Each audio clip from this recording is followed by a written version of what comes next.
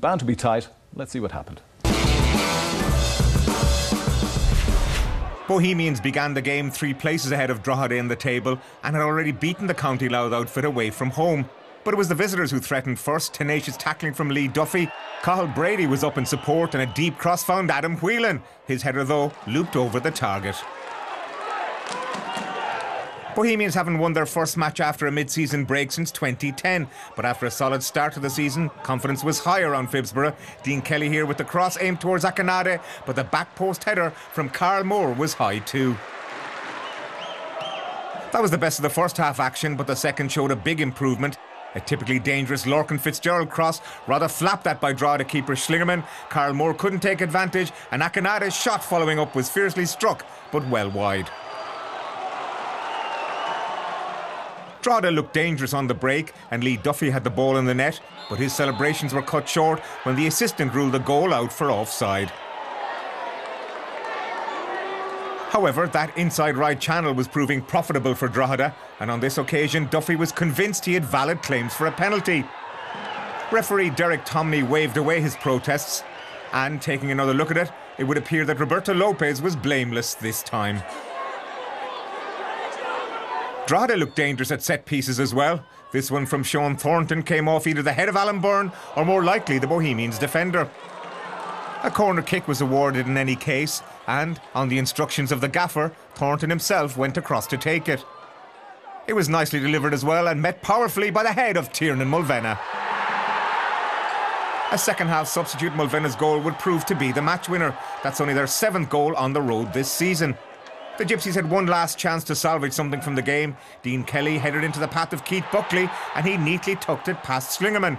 Once again the officials would have the final say. Once again a goal was ruled out for offside, but it was a very close call. Kept them happy though. Bohs 0, Drogs 1 the final score. I felt the second half we dominated the game in terms of possession without really creating a huge amount of goal scoring opportunities. So getting caught with a sucker punch at the end, it's a little bit hard to take at this moment, but the effort and the endeavour of the players was there again tonight. We just didn't have the little bit of quality or the spark maybe to create in the second half. The first game's always scrappy. You're trying to get back into the rhythm, but we said before the game, just stay in and you get an opportunity, and it worked. I know it was very late and it's probably the right time to score. We're delighted to get the 3 points. Yeah, so not too many clubs have gone to Daly this season, Johnny, and taken 3 points, so that result you must have been particularly pleased with. Yeah, we worked hard all week in training on the way Bohemians would have played, but we also worked hard on our set pieces because we're decent enough at that. And as Mark said there, we just needed to stay in the game. It was never going to be a lovely game of football that night, so we just had to stick with it and just grind it out, and we did that on the night, and it was great to get the late goal because in Drogheda they got a late goal against us, so it turned around for us. It balances out normally over the season, Absolutely. doesn't it? Yeah, I mean, what do you put down the recent improvement to? I mean, has anything in particular changed? It's just, start of the season we had to bring a whole new team in, and you're trying to get the team spirit together and gel a team together. And even 2 weeks ago prior to the break, we were 1-0 down against Derry at half time. Maybe 6 or 7 weeks prior to that, we would have been 2-0 down. So the improvement was there and the belief was there in the team and the team spirit. So we're building that up as we go along. But they work so hard, the players. They know that they need to give everything on the night to get any sort of result against any team. Whether it's Dundalk on Friday or whether it's Limerick, it doesn't matter. We have got to play 100% to get a result. And in fairness to the players, that's what they do. Yeah, they kept going right to the final whistle at Daly, and you got the late goal from Tiernan Mulvenna.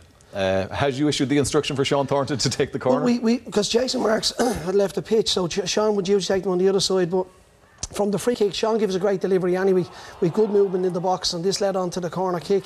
Because Jason was off the pitch, we asked Sean to go over, and he's done it many a time, but the movement, we got it right with Tiernan just dropping off. It's a fantastic header. He's going away from the ball to get that much power into the header. It was a brilliant header by Tiernan. Delighted from. And in terms of the bigger picture and this season, Johnny, what are you planning towards at this stage? We just need to make sure that we finish as high up the table as possible. The players are aware of that. The board, we're saying just make sure we stay in the league.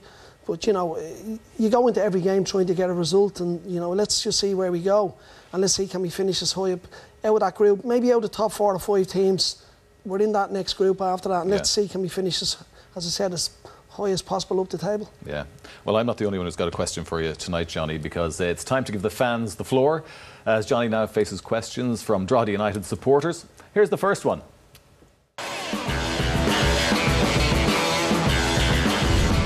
When are you going to get in another good forward to help out Lee Duffy, because we need another Fabio?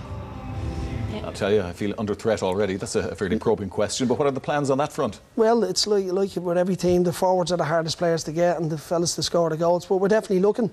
We don't have a huge budget, there's not a lot of money around, but we've got to try and manoeuvre things and move players.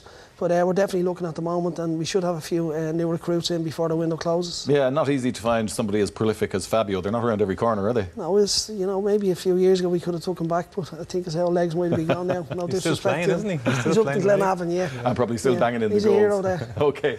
Okay, let's get another question now from one of the Drogheda United supporters. Johnny, what's Pete Matten like to work with?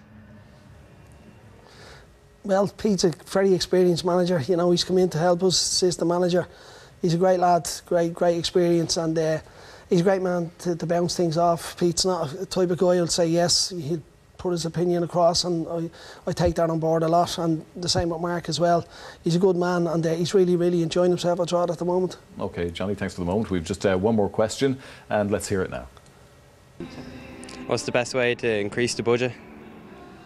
I think that's the most difficult question of all, to be honest with you. Well, I suppose that question could probably go to the board, really. But for us, as a team, we can only go and try and win matches. And by winning matches, I think that generates the Drogheda public coming in through the gates. And hopefully they'll turn out in big numbers on Friday against Dundalk. We hope to see that. The tickets are already on sale. But, by us winning matches, the supporters can generate revenue for us as well by doing stuff off the field, and we hope they can do that for us as well. But generally, by us going and winning games, we're getting more profile for the team and more profile for the club and the players. Okay, that's great, Johnny. Listen, thanks for the moment, and thanks to all those Drogheda United supporters who gave